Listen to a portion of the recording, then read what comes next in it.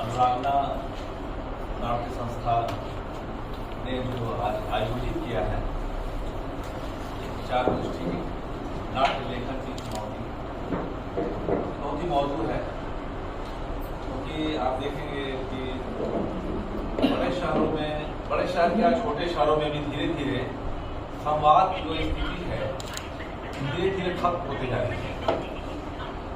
नाटक होते हैं, अब विशेषकर दिल्ली में तो रोज कोई ना कोई नाटक होता रहता है, लेकिन रंगमंच के लिए जरूरी है कि विचार नाटक के साथ साथ वैचारिक रूप में भी बातचीत करना और वैचारिक रूप से बहुत पुख्ता करेंगे तभी हमारा एक रंगमंच की जो जमीन है बहुत ही मजबूत बनेगी।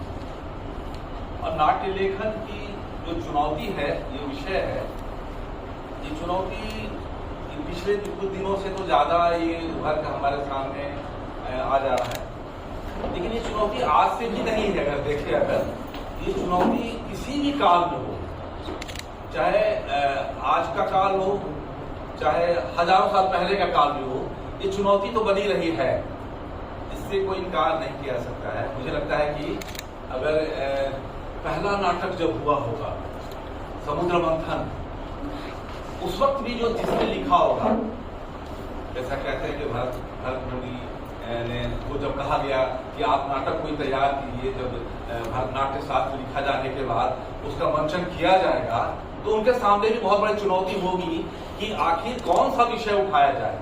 तो उस चुनौती के सामने जब काल, समय, स्थान ये सब तो प्रमुख है, उस वक्त भी जो उठाया गया होगा ये प्रमुख रहा होगा कि आखिर इस कंटेंट में, इस संदर्भ में कौन सा विषय उठाया जाए। और पहला नाटक उनको भरत मुनि को करना था उसमें, तो समुद्र मंथन जब किया था तो जैसा पढ़ते हैं उसमें देखते हैं कि पहले मंचन में ही बहुत सारी आपत्तियां आई। असुर खड़े हो गए, कहा कि भाई ये तो हमारे साथ जो है सही न्याय नहीं किया गया है, इसमें जो चित्रण किया गया है समुद्र मंथन का, ये इसमें हमारा गलत पक्ष रखा गया है, इसलिए हम इसका विरोध करते हैं, प्रतिरोध करते हैं। और जैसा कि है कि मंच पर चढ़कर उन्होंने सभी कलाकारों को जर्जरित कर दिया। ये उसी के बाद आप देखें अगर तो जैसा कि हमें मिलता है तथ्य कि दो भाग में हो गए। उन्होंने कहा कि अब से नाटक जो है खुले में नहीं होंगे, वो होगा ऑडिटोरियम बनाए जाएंगे, ऑडिटोरियम बनाया जाएगा, वही किया जाएगा। उसके बाद भी ऑडिटोरियम बनाए गए विश्वकर्मा ने, और उसके बाद वहां नाटक किए गए त्रिपुरा और दूसरे अमृत मंथन, ऐसे नाटक के जैसा कि हम पढ़ने को मिलता है। लेकिन चुनौतियां तब भी थी, उस वक्त भी, जैसा कि भरत मुनि के कलाकार जो थे गांव में जाते थे और गांव में जाकर जब लोग कलाकारों से मिलते थे, सामान्य लोगों से मिलते थे, तो हम देख रहे हैं कि भरत मुनि अपने नाट्य शास्त्र के 40वां अध्याय में लिखा है उन्होंने कि उनके जो छात्र थे, उनके जो शिष्य थे, जब उन्होंने अपना नाटक उन्होंने किया वहां पर, तो वो भेजे जाते होंगे गांव में, या कलाकार भी जाते होंगे कि देखा जाए कि गांव में क्या हो रहा है, लोग जीवन कैसा है, और वो इंटरेक्ट करने का वापस लौट कर जब वो नाटक उन्होंने प्रस्तुत किया तो बड़ा हंगामा मच गया। उसमें खड़े हो गए क्या कहते हैं ऋषि और ब्राह्मण सब खड़े हो गए, और उन्होंने कहा कि आपने इस नाटक में जो चित्रण किया है ऋषि और ब्राह्मणों का जिस तरह से मजाक उड़ाया है, आप लोग बहुत घमंड से वो हो गए, और इसलिए आपको शापित किया जा रहा है कि आज से आप शूद्रत्व को प्राप्त करें। शूद्र भी बना दिया उनको उन्होंने, बड़े क्षोभ भी हुए, विचुक्त थे कि अब शूद्रत्व से कैसे हम मुक्ति हमारी मिलेगी। तो कहने बताओ, चुनौती भरत मुनि के सामने भी रहा है, जहां वो समय से टकराने की कोशिश किए, उस वक्त काल में जाने की कोशिश किए, उनके सामने कई तरह के सत्ता का भी रहा। सत्ता का मतलब हम जब देख रहे हैं कि बाद में जब ऋषि लोक में आकर दरबार में, चाहे मंदिर में, जब संस्कृत नाटक हम जो हो रहा है, तो संस्कृत नाटक होने के दौरान बहुत सारे उस वक्त लोग होंगे नाटक लिखने वाले, लेकिन हमारे सामने कुल मिलाकर 1 दर्जन नाटककार का ही नाम आता है, चाहे वो कालिदास हो, भास हो, भवभूति हो, विशाख दत्त हो, चाहे शूद्र हो। इन लोगों ने, हो सकता है कि इसके अलावा बहुत सारे लोग होंगे, उन्होंने सत्ता के साथ बहुत समझौते कर लिए होंगे, और समझौते करने के बाद उनके नाटक ऐसे होंगे जो महिमा मंडन करते होंगे राजा महाराजा का, इसलिए आज हमारे सामने नहीं है। लेकिन जब हम विशाख दत्त का नाटक मुद्रा राक्षस देखते हैं, भवभूति का उत्तरदान चरित्रमानस पढ़ते हैं, या भास के बहुत सारे नाटक, तो तमाम धारणाओं को तोड़ते हैं अपने समय में नाट्य लेखन के दौरान में। दुर्योधन को लोग अभी भी कहते हैं कि विलेन है, तो खलनायक है बहुत सारे। उन्होंने अपने कई नाटकों में दुर्योधन ऐसे चरित्र को उन्होंने अपने नाटक का नायक बनाया, जबकि नाट्य शास्त्र में इसको अलग अवधारणा है कि नायक हमारा कैसा होगा, कौन कौन हमारे नायक होंगे। तो उस वक्त भी जो है संस्कृत नाटकों में देखते हैं कि उस वक्त राजा महाराजा स्त्रियों के प्रति जो भेदभाव होता था, दूसरे दासों के प्रति जो भेदभाव होता था, उसके प्रति भी जो वो लोग क्या कहते हैं संस्कृत नाटकों में उन्होंने कहीं न कहीं किसी न किसी माध्यम से जो उठाया है कि अगर वो क्या कहते हैं जो विदूषक होता था, अक्सर जो ब्राह्मण होता था, बहुत चटोर होता था, बहुत खाना खाने वाला होता था, वो उस तरह से कहीं न कहीं वो लोग अटैक करते थे, फ्यूडलिज्म पर अटैक करते थे, सामंतवाद पर अटैक करते थे कि भोग विलासिता इनकी किस तरह से होती थी। एक राजा की कई पत्नियां होती थी, एक पत्नियां कई पत्नियों के रहते हुए भी दुष्यंत जो है शकुंतला के प्रति जो है उसके पास जाता है, भूल जाता है। ये कहीं ना कहीं वो कालिदास जो है वो इशारा करने की कोशिश करते हैं। तो ये हर काल में रहा हो, चाहे संस्कृत नाटक के बाद हम अगर विदेशों में भी जाए अगर, तो शेक्सपियर के सामने भी यही रहा। शेक्सपियर ने जब भी कोई नाटक लिखा अपने सामने तो केवल मनोरंजन के लिए नहीं लिखा, उनके सामने चुनौतियां रही है, और चुनौतियां ये रही है कि हम अपने उस वक्त के काल को कैसे लाए। इसलिए वो जूलियस सीजर जो हम देखते हैं, तो आज भी जूलियस सीजर ऐसा लगता है कि हमारे देश का नाटक है।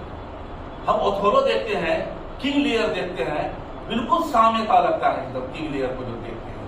एक राजा की लड़कियां हैं, लड़कियों में बंटवारा होता है। भारतीय परिवेश में देखिए, एक हमारा संयुक्त परिवार है, संयुक्त परिवार में किस तरह से टूटन आ जाता है, आपस में अनबन आ जाता है, पैसे को लेकर होता है। तो भारतीय परिवेश में हम लोग जुड़ाव महसूस करते हैं। इसलिए हर काल में हम देख रहे हैं कि चाहे शेक्सपियर हो, चाहे इब्सन हो, उनके सामने इसने भी जब अपने वक्त में लिखा होगा जनशत्रु को इतना आराम से और बहुत आसानी से उसको ग्रहण नहीं कर पाए होंगे जनशत्रु को, या और भी उनके जो प्ले हैं उन्होंने, वो तो सीधे सीधे उच्च वर्ग के मध्यवर्ग परिवार के जो लोग हैं उससे सीधे वो अटैक करते थे। बाद में भारतेंदु के सामने, भारतेंदु तो खुद नाटक भी करते थे और खुद निर्देशित भी करते थे, और ब्रिटिश साम्राज्यवाद के सामने, ब्रिटिश साम्राज्यवाद के को भाजन का शिकार भी होते थे। उस वक्त सारे नाटक, चाहे हम देख लें नील दर्पण हो, चाहे बाद के दिनों में हम नवान देख लें विजय भट्टाचार्य का, तो वो सारे जो है नाटक में हम देख रहे हैं कि एक अलग तरह की चुनौती होती थी कि कौन सा नाटक लिखा जाए, कैसा नाटक लिखा जाए, और कैसा नाटक लिखेंगे तो लोगों के बीच हम ले जाएं तो लोग उसे पसंद करेंगे। आखिर वार्षिक थिएटर में इतने नाटक लिखे जाते थे, लेकिन हमारे सामने क्या कहते हैं कि 10 नाटक तो ऐसे हैं जिसमें बहुत सारे आरोप भी लगाते थे कि प्राचीन नाटक तो एक तरह से मस्करे का नाटक है, इसमें अश्लीलता बहुत होती है, और हिंदी से जुड़े हुए बहुत सारे लोगों ने कंडेम करने की भी कोशिश की उसको। लेकिन आज उतने के बाद मशरिकी हूर हो, चाहे यहूदी की लड़की हो, तो ऐसे सवाल हमारे सामने आते हैं कि उसे लगता है कि लेखक ने अपने समय का वो दर्ज किया। लेकिन आज जो सवाल खड़ा हुआ है, हम अगर देखें अगर, तो लोग ये कहा जा रहा है ये आजादी के इतने वर्षों के बाद कि नाटक तो लिखा ही नहीं जा रहा। पहले ये सवाल खड़ा नहीं था। पहले साहित्य में कविता क्रांति की घोषणा की गई, कहानी क्रांति की घोषणा की गई, लेकिन पिछले कुछ वर्षों से अक्सर इस तरह का हमारे सामने मिथक गढ़ा जा रहा है कि नाटक लिखा नहीं जा रहा है।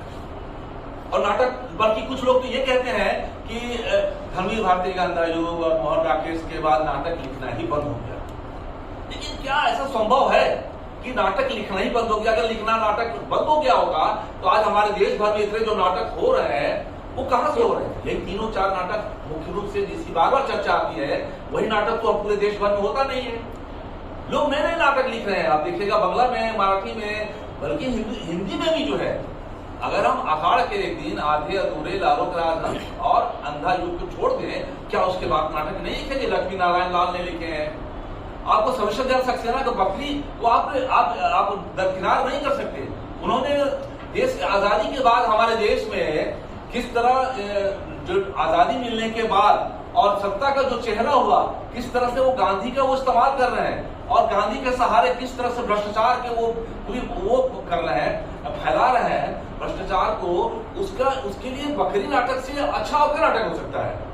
उस बकरी नाटक को आप खारिज नहीं कर सकते हैं। वैसे और भी नाटक कर रहे हैं, तो एक दर्जन नाटक जुड़ा सकता हूं। आप देखिए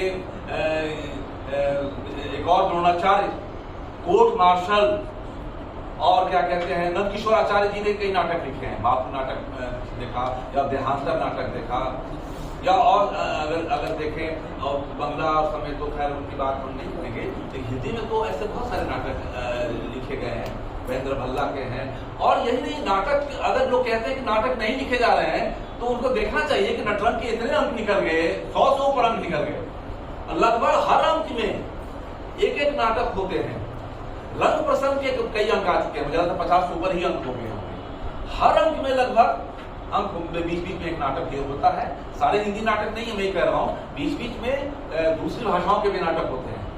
तो इसलिए ये जो कहना कि नाटक में नाटकों का अभाव है, ये मानना बिल्कुल क्या कहते हैं तर्कसंगत नहीं है। वो स्वदेश दीपक के कई नाटक हैं, सबसे उदास कविता, कोर्ट मार्शल, काल कोठरी, ये बहुत बेहतरीन नाटक हैं। कुसुम कुमार, दिल्ली ऊंचा सुनती है, मीरा कांति जर हाल के दिनों में बहुत अच्छा नाटक लिखी। तो अब अस्करवजा भीष्म साहनी में जो अभी याद आ रहा है, भीष्म साहनी का कबीरा खड़ा बाजार में, वो भी हमारे हिंदी का एक बहुत उत्कृष्ट नाटक है। आप उसको ये नहीं कर सकते कि नजरअंदाज कर सकते। या असगर वजाहत का नाटक जो जिन लोहार नवेख्या और जन्मिया नहीं, वो जो जिस तरह से सांप्रदायिकता को और देश के विभाजन के बहाने मानवीयता को सामने लाता है, वो क्या कहते हैं वो किसी भी पहले के नाटकों से कोई उसे कम करना ना थे। होता क्या है कि बहुत लोग पढ़ भी नहीं रहे। अगर हम उनसे कहें कि आपने पाखी का पिछले अंक आपने देखा जिसमें असगर वजाहत का नाटक चल रहा है पाकिस्तान में गांधी, मैं कई लोगों से पूछता हूँ, बोलते नहीं हमने तो देखा नहीं, हमने तो पढ़ा नहीं। हमें अगर छोड़िए, बिरला फाउंडेशन के अवार्डेड महाबली को लीजिए, महाबली का छपे हुए प्रकाशित हुए 2 वर्ष हो गए, अब तक किसी ने नहीं किया। अब घोषणा हुई है जिस दिन पुरस्कार एम के रैना साहब उसको करेंगे।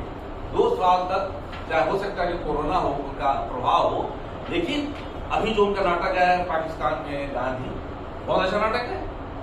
एक कल्पना की गई है कि गांधी जी अगर बचे रहते, उन्होंने कहा था कि मैं अगर जीवित रहूंगा तो मैं 5 फरवरी से मैं पाकिस्तान जाऊंगा और देश की विभाजन जो है उसको खत्म करने की कोशिश करूंगा, तोड़ने की कोशिश करूंगा। तो उसको लेकर उन्होंने एक नया नाटक लिखा है। लेकिन आप आश्चर्य करेंगे, उस नाटक पर कहीं भी सुगबुगाहट तक नहीं है। बहुत अच्छा पॉलिटिकल नाटक है। तो इसलिए अपना दोष भी बहुत लोग क्या कहते हैं अपनी कमी को ना बताते हैं कि आप तो पढ़ते नहीं हैं और ये सारा आप उस पर कर देते हैं। और एक लेखक के साथ कितना प्रॉब्लम है। अभी असगर वजाहत ने अपनी एक बहुत ही दर्द वाली दास्तान लिखी थी कि जिन लाहौर व्याख्या का 15 अगस्त को जो मंचन हुआ था, उस मंचन में उनको बुलाया गया था, गए थे सब परिवार, लेकिन मंच पर उनको बुलाया नहीं गया। जो स्पॉन्सर था, उस स्पॉन्सर को तो मंच पर बुलाया गया, लेकिन लेखक वो बैठे रहे और वो अपनी जो बहुत उनको फील हुआ होगा तो उसको जो उन्होंने लिखा था फेसबुक पर, भाई आप तो नहीं, आप जब लेखक लिखा है तो आप उसको हक तो देना ही होगा। मैं अभी पिछले दिनों मेटा फेस्टिवल हुआ था यहाँ पर 3, 4, 5 दिन का शायद, तो उसमें हिंदी का भी था, मलयालम था, किसी लेखक का नाम नहीं था, डायरेक्टर का नाम मैं बहुत ध्यान से मैं देख रहा हूँ। जब कुछ वर्ष पहले मेरा भी एक नाटक इसमें अम्बेडकर और गांधी सेलेक्ट हुआ था, तो आप विश्वास नहीं करेंगे मेरा नाम ही उन्होंने डाला था। मैंने उनको चिट्ठी भी डाली थी, पत्र भी डाला था कि कम से कम लेखक का नाम लिखता है, साल भर लिखता है, 6 महीना, आप क्या उसको कोई स्पेस नहीं देंगे। ये चुनौतियों के सामने मैं कर रहा हूँ। आप उसके अभी अमूमन आप देखिएगा, जेपी जी का, जवर्धन जी का नाटक अभी पिछले दिनों कहीं हुआ, इन्होंने डाला कि लेखक का नाम पोस्टर पे से उड़ा दिया गया। अच्छा, मैं देखता हूँ, जब भी कोई पोस्टर देखता है तो मैं देखता हूँ कि लेखक का नाम किसका है। हाँ भाई, किसी आदमी बहुत अच्छा, कोई अगर लड़का कोई है बहुत अच्छा काम कर लेता तो लोग पूछते हैं कि पिताजी क्या नाम है। तो आखिर पूछता कितना अच्छा नाटक है, मान लीजिए, तो इसके लेखक कौन है। लेकिन एक बहुत ही सुनियोजित ढंग से जब आप देखेंगे कि लेखक तो बाहर के दरवाजे का रास्ता दिखाया जा रहा है।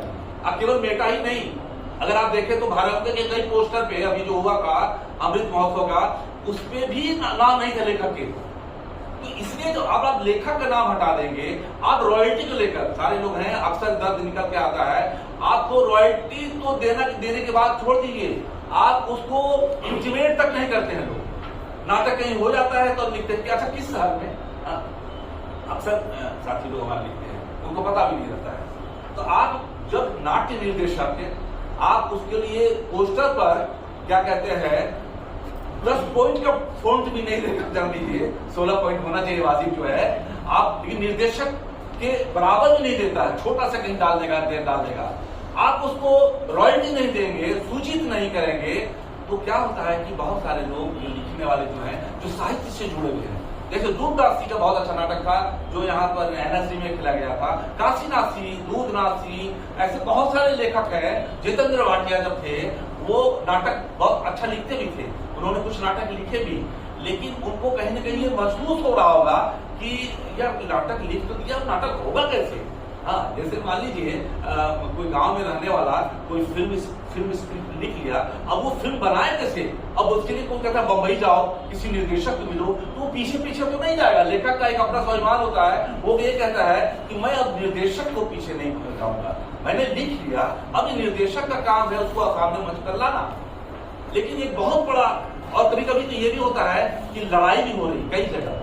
जब खूबसूरत बहू हुई थी तो ये विवाद हुआ था, क्या कहते हैं, रंजीत कपूर और नाग बोडस के सामने। जब अमली लिखा गया था तो सतीश आनंद और ऋषिकेश सुलभ में अभी भी अनबन है, वो कहते हैं कि नहीं मेरा लिखा हुआ है, इसमें मेरी भी भागीदारी होनी चाहिए। या लखनऊ में राकेश और सुरमोहनपुर श्रेष्ठ के बीच भी ये लेकर हुआ था। ठीक है, राइटर लिखता है, निर्देशक उसमें कुछ सुधारता भी है, सजेशन भी देता है, जैसे संगीत में फिल्मों में होता है। तो इसका मतलब ये नहीं है कि वो ये मेरा ही हो गया, है ना।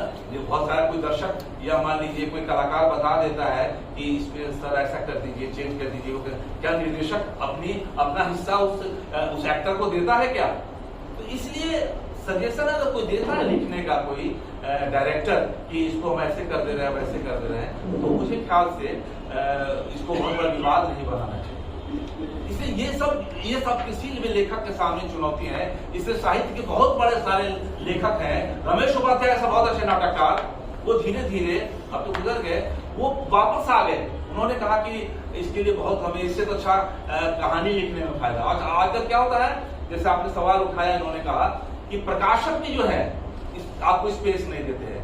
ये मेरा व्यक्तिगत अनुभव है, कई बार मैं जाता हूँ प्रकाशक के पास तो कहता कि उपन्यास है क्या, कहानी है तो दीजिए ना, नाटक कौन खरीदता है। वो कहते हैं कि नाटक तो कोई खरीदता नहीं है, और आप अगर छापते हैं तो भाई इसमें ऐसा है कि आपको इसमें पैसे देने होंगे। वो नाटक छापने के लिए वो पैसे देता है, और जो छाप रहे हैं वो बहुत सारे एक पैसा भी नहीं देते।